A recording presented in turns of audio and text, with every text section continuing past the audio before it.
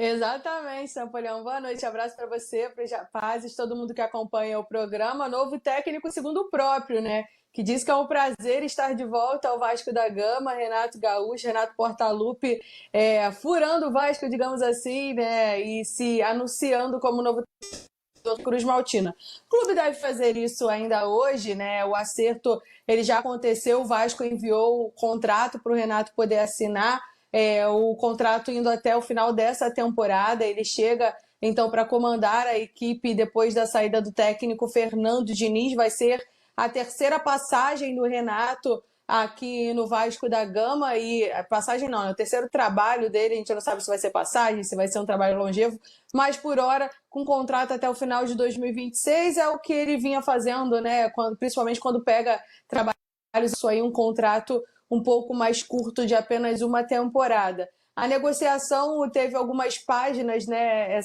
Essas etapas aí até o acerto do Renato. O Vasco apresentou uma proposta, primeiro ele negou, houve uma continuidade na negociação, ele meio que fez uma contraproposta para o Vasco, inclusive com reajuste salarial, que ficaria mais importante para o profissional, para o Renato, e aí cerca de entre 10% e 20% a mais do que o Vasco tinha originalmente oferecido, e esse acordo aconteceu. Então ele de fato vai chegar e vai estrear já no dia 12, no jogo diante da equipe do Palmeiras pelo Campeonato Brasileiro. Já tem então a data da estreia do Renato, que vai iniciar o seu trabalho à frente da equipe aí nos próximos dias, comandando os treinos no CT Moacir Barbosa. O risco do Renato se anunciar e não cumprir é que isso aconteceu no São Paulo nos anos 90. Ele não vestiu a camisa do São Paulo. Ele só mostrou, né? Ele só mostrou. Foi de 95 para 96. Isso tira um pouco? Não. Ele estava no Morumbi. Sabe quem estava lá nessa coletiva? Arnaldo Ribeiro. Nosso companheiro aqui de G4. É uma boa escolha do Vasco, não? A Jéssica está com a gente aí para debater isso. Não. Não? Opa. Eu acho que sim, vamos ficar mais uma hora aqui. Eu acho que sim. Qual é o ponto que incomodava o vascaíno? A defesa, certo?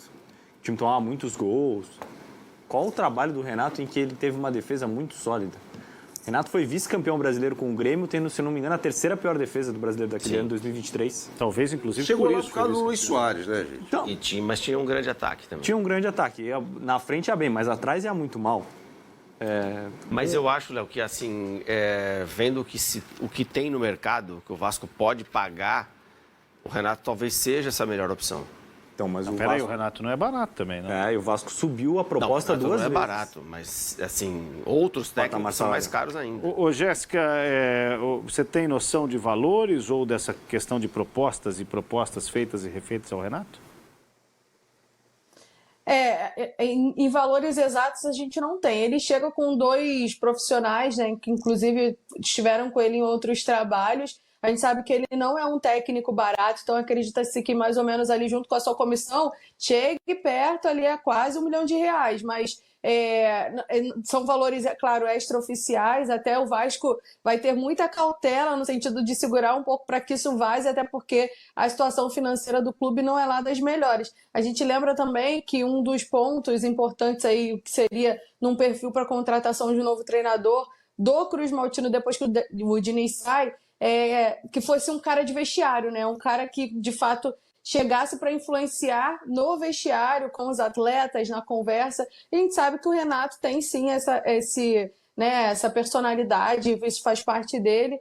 Agora, tem gente que aprova, tem torcedor que aprova, mas tem torcedor que entende que era hora de trazer um cara novo, um cara diferente, talvez um cara com pensamentos não assim tão extremistas quanto alguns viam Fernando Diniz, mas com pensamentos um pouco mais jovens assim de futebol. Então tá bem dividida a torcida aqui no Rio. Eu parto da premissa seguinte: o que o Vasco quer no ano? Nem o Vasco sabe. Né? Mas a gente tem uma ideia. O que o Vasco pode chegar no ano? Não cair. Não cair. Uma vaguinha na Sul-Americana e passar um campeonato brasileiro legal e ir até onde der na Copa do Brasil. É um trabalho pro Renato, cara. Não adianta a gente falar no Leonardo Jardim pro Vasco. Eu me lembro muito, rapidamente. Vai lá. Em 2008, quando o Fluminense do Renato chegou à final da Libertadores da América, contra a LDU, né? E ele um dia antes do jogo falou, não, eu vou brincar no Campeonato Brasileiro, eu estou a 1 quilômetro da Libertadores do ano que vem, outros clubes estão a 500 mil quilômetros e tal. De fato, ele brincou no Brasileiro, quase caiu. Precisou o René Simões ser contratado para o Fluminense não cair para a segunda divisão de novo, né? Então, assim, cara, o Renato é um cara de vestiário, jogadores, a gente vai conversando e tal, muito bom de vestiário, mas na parte tática deixa muito a desejar, né, cara? Assim...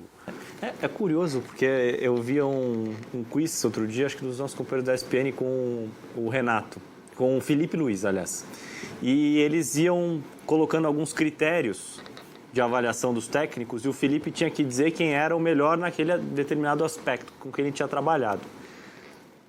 Falam parte tática, instruções de vestiário ali, rápido, a parte tática. Ele fala Renato Gaúcho, melhor. Trabalhou com o Jorge Jesus, trabalhou com o Simeone. Então, achei isso muito curioso. Quanto à contratação dele, o Vasco primeiro cogitou o Arthur Jorge. O Vasco tinha o Diniz. Cogitou o Arthur Jorge e agora ele fecha com o Renato Gaúcho. Cadê a coerência? Pensou em Galhardo. Que caminho é esse que o Vasco está tentando seguir? Diniz trabalha com um tipo de marcação, o Renato trabalha com encaixe individual o campo todo. Não estou falando aqui se é melhor ou pior, são formas diferentes de você marcar, mas muda radicalmente a forma de você atuar dentro do campo. Vai ter tempo? Qual o tempo de adaptação? Vai ser rápido até que o time tenha um salto de qualidade? Eu acho que o impacto que o Renato pode ter é que eu vejo um elenco cabisbaixo. Um elenco abalado pelos resultados nesse início de temporada. Talvez ele possa mexer um pouco com essa parte, mas, sinceramente, não acho que é a melhor alternativa para o Vasco, não. Muito bem, a gente vai continuar com a Jéssica. Já está com a gente de novo? Daqui a pouquinho para falarmos de Barcelona e Botafogo. Aliás, o Barcelona hoje ganhou do Atlético de Madrid 3-0. Faltou um gol. Tá aí a foto, hein? A nossa produção rapidamente foi pegar ali. Desafio do Bahia. Foi lá buscar o Renato, não sendo anunciado no São Paulo. Depois de um brilhante 95 dele, né? Foi campeão carioca, com gol de barriga, e o Fluminense chegou à semifinal do Campeonato Brasileiro, né? Foi eliminado pelo Santos, aquele jogo histórico no Pacaembu. Né? E com isso ele nunca jogou no futebol paulista, né? Nunca. Ele jogou só não jogou no Vasco, no Rio, dos 4 grandes.